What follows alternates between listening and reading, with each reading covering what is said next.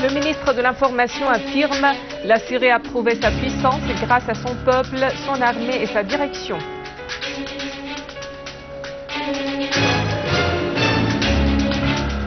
Al-Muallem souligne « Ce qui se déroule en Syrie est une guerre contre le terrorisme et non pas une guerre civile ».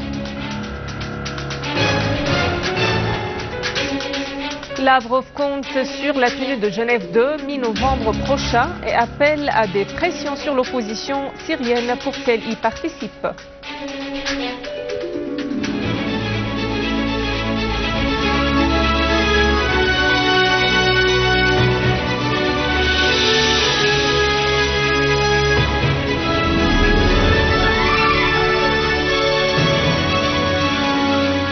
Mesdames et messieurs, bon après-midi et merci d'être avec nous.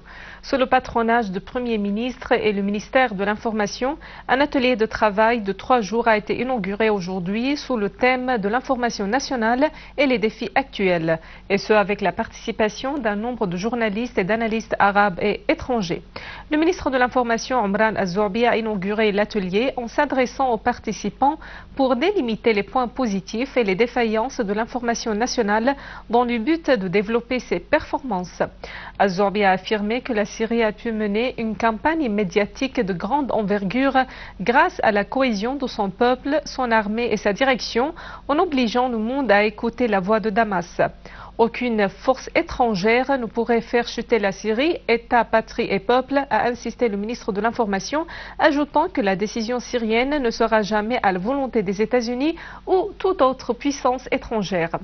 Pour sa part, Elias Mrad, président de l'Union des journalistes, a affirmé que les journalistes sont partenaires dans la lutte antiterroriste et leur arme n'est que la raison et la vérité qui évincent la désinformation et les campagnes de propagande qui ont tenté de falsifier l'histoire. Les journalistes syriens ont respecté leur code d'honneur et l'objectivité, a-t-il insisté.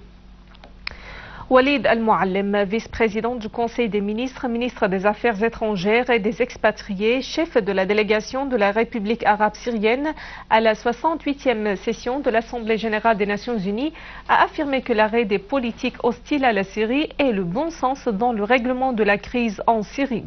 Dans une allocution devant l'Assemblée générale de l'ONU, Al-Muallem a assuré que la Syrie avait adhéré à la Convention sur l'interdiction des armes chimiques CIAC pour confirmer au monde entier son engagement en rejet de tout usage de ces armes. C'est au peuple syrien seul de choisir sa direction, ses représentants, son avenir et la forme de son État, a-t-il indiqué. Le chef de la diplomatie syrienne a indiqué que les événements en Syrie accroissent les besoins humanitaires dans nombre de secteurs de première nécessité. Abordant la situation détériorée des Syriens déplacés dans les pays voisins, Al-Muallem a appelé les citoyens syriens à regagner leurs villes et villages loin de la situation inhumaine dont ils souffrent dans ces pays. D'autre part, Al-Muallem a indiqué que la Syrie insiste sur son droit naturel à récupérer le Golan syrien occupé jusqu'aux frontières de l'an 1967. Le chef de la diplomatie syrienne a indiqué que la Syrie réitère son appui au droit constant et légitime du peuple palestinien, notamment son droit au retour et l'établissement de son État indépendant avec Al-Quds pour capitale.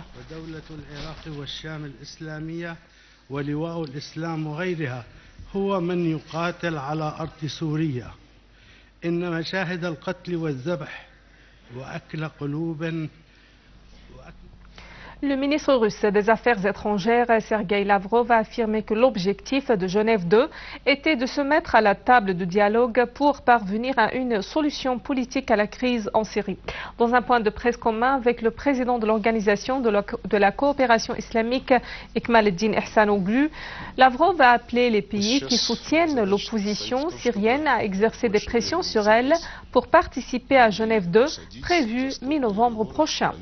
Concernant l'usage d'armes chimiques, le ministre Lavrov a souligné que les inspecteurs onusiens n'avaient pas visité la région dans laquelle l'usage de l'arme chimique a été prouvé dans la banlieue d'Alep.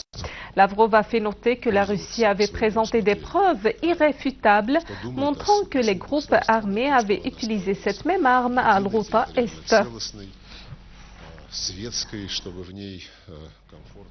Pour sa part, le directeur du cabinet de la présidence russe, Sergueï Ivanov, a estimé que ce qu'il a appelé l'opposition syrienne raisonnable pourrait être invité à la conférence internationale sur la Syrie, amorce du dialogue. Dans un entretien avec des médias russes, Ivanov a indiqué que l'Occident avait pris d'ores et déjà conscience de la nécessité de classifier l'opposition et de cesser de fournir d'armes aux extrémistes, soulignant que la guerre en Syrie n'est plus entre gouvernement et opposition. L'Occident fournit les armes à l'armée libre. Rien n'empêche que cette arme se trouve enfin sous le contrôle du réseau terroriste d'Al-Qaïda, a fait noter Ivanov. Alexis Borodavkin, représentant permanent de la Fédération de Russie auprès des Nations Unies et des autres organisations nationales de Genève, a appelé à la levée des sanctions économiques imposées à la Syrie, soulignant que les sanctions unilatérales avaient attisé la situation humanitaire dans ce pays. Cité par le site web Russia Today, Borodavkin a indiqué dans un communiqué que les Russes avaient envoyé des centaines de tonnes humanitaires urgentes aux déplacés dans le pays voisin de Syrie, sous la position de la Russie à poursuivre l'octroi de ces assistances. Il a fait savoir que la Russie avait transféré au commissariat des Nations Unies pour les affaires des réfugiés 10 millions de dollars aux Syriens déplacés au Liban et en Jordanie.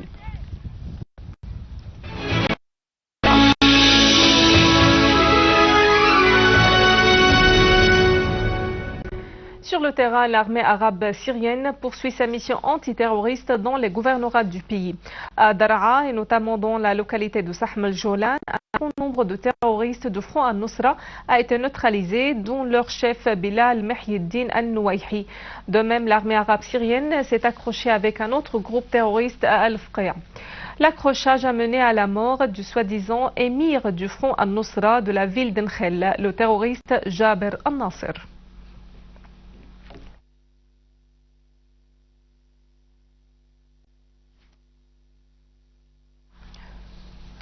À l'attaquer, l'armée arabe syrienne a pourchassé plusieurs terroristes dans le gouvernorat.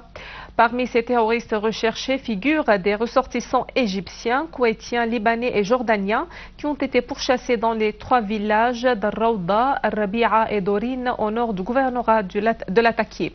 L'armée a également détruit de roquettes de type Grad et une grande quantité d'armes et de munitions.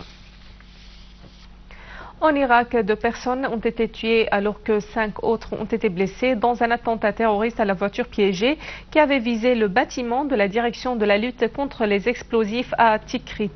Une source à la police irakienne a affirmé que cet attentat a été succédé par une attaque aux obus de mortier et aux armes moyennes et légères, ce qui avait fait de tuer et nombre de blessés.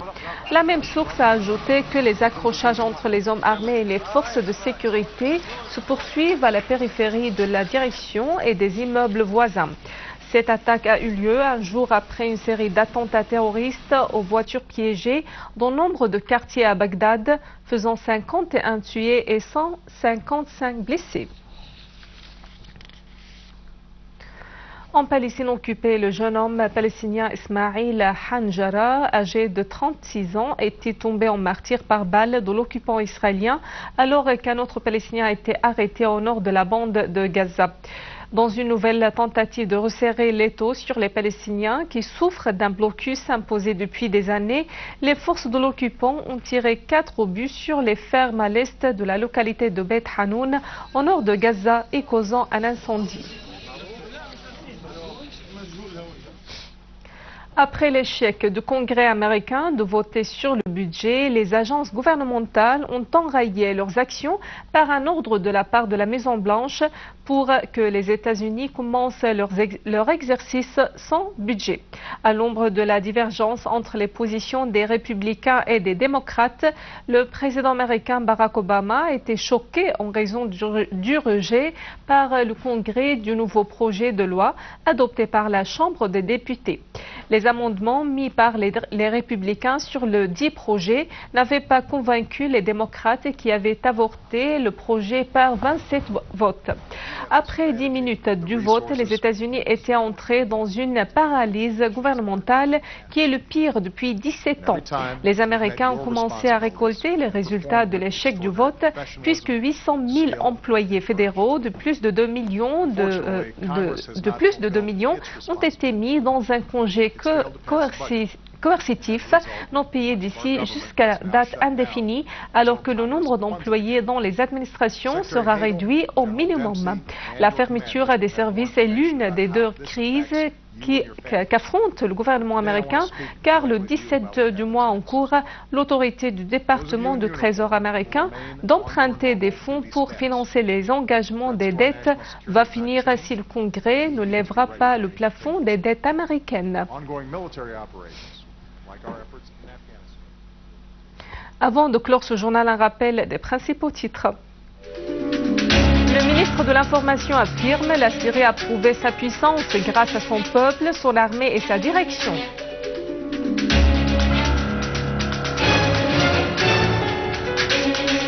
Al-Muallim souligne ce qui se déroule en Syrie est une guerre contre le terrorisme et non pas une guerre civile. Lavrov compte sur la tenue de Genève 2 mi-novembre prochain et appelle à des pressions sur l'opposition syrienne pour qu'elle y participe. Mesdames et messieurs, c'est la fin de notre édition. Pour la revoir, visitez notre site web syriaonline.sy. Merci à vous, merci à toute l'équipe de rédaction et de technique. Au revoir.